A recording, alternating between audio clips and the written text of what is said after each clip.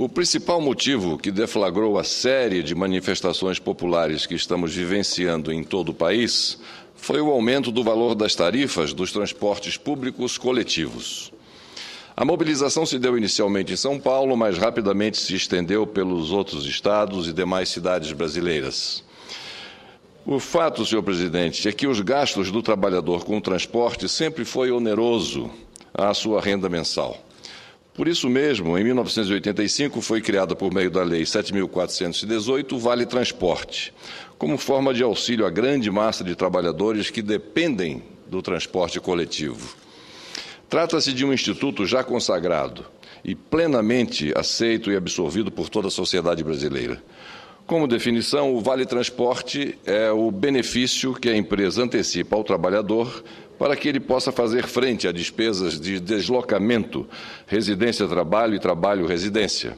O financiamento do Vale Transporte é uma obrigação do empregador, salvo se ele disponibilizar por meios próprios ou contratados o transporte do empregado.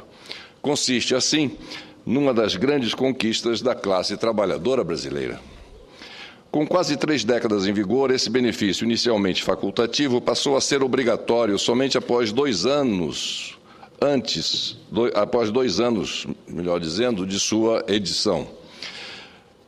Adotado aos poucos pelas empresas, o Vale Transporte tornou-se a principal base, a principal fonte de financiamento para o transporte urbano e é responsável por cerca de 50% do faturamento do setor. Contudo, 6% do gasto total com transporte é atualmente custeado pelo próprio trabalhador, o que, na prática, configura mais uma despesa no seu já apertado orçamento mensal. Nesse sentido, senhor presidente Paulo Paim, senhoras e senhores senadores, apresentei hoje aqui no Senado Federal um projeto de lei propondo isentar o trabalhador de qualquer participação no custo do Vale Transporte, ou seja, extinguindo aquela participação de 6% que lhe era devida. A iniciativa justifica-se por uma razão muito simples.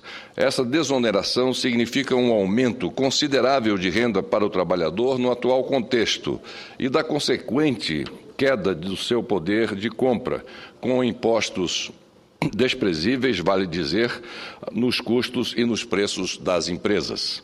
A título de exemplo, um trabalhador que mora em Osasco, na Grande São Paulo, e se desloca diariamente para o trabalho na capital, desembolsa em cada trecho de ida e volta R$ 6,20.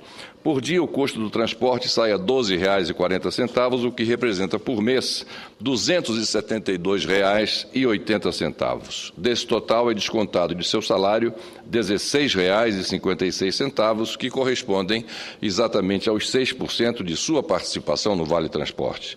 É esse valor, portanto, de R$ 16,36 que ele deixará de pagar automaticamente de acordo com o projeto de lei que hoje apresentei.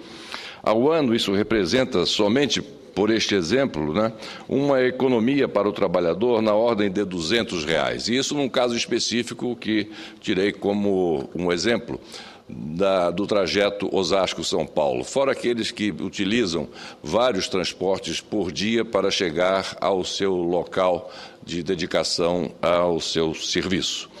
Ressalte-se ainda, senhor presidente Paulo Paim, e isso é importante esclarecer, que essas despesas adicionais, que aparentemente passarão a ser arcadas pelo empregador, representam custos operacionais da empresa e, como tal, pela legislação hoje em vigor, são passíveis de serem abatidas de sua receita para fins de apuração do seu lucro tributável no imposto de renda. Ou seja, não haverá, assim, qualquer impacto negativo para as empresas e, consequentemente, no chamado custo Brasil, que tanto onera o setor produtivo do país. Acredito assim, senhor presidente Paulo Paim, que essa proposta será muito bem acolhida por esta Casa, por ser uma importante contribuição legislativa que vai exatamente ao encontro dos atuais anseios da população, muito especialmente da classe trabalhadora mais dependente dos transportes públicos. Trata-se, portanto, do cumprimento do nosso papel aqui no Congresso Nacional, em resposta rápida à mais iminente reivindicação das ruas. Caberia até mesmo, se assim entender a direção e as lideranças das duas casas legislativas, apreciarmos a matéria em regime de urgência, de modo que em 2 ou 3 semanas, antes mesmo do recesso parlamentar, poderíamos ter a proposição aprovada e transformada definitivamente em lei. É a proposta que apresento, senhor presidente Paulo Paim, é o apelo que deixo à consideração de todas as senhoras senadoras e os senhores senadores. Muito obrigado, senhor presidente Paulo Paim, senhoras e senhores senadores.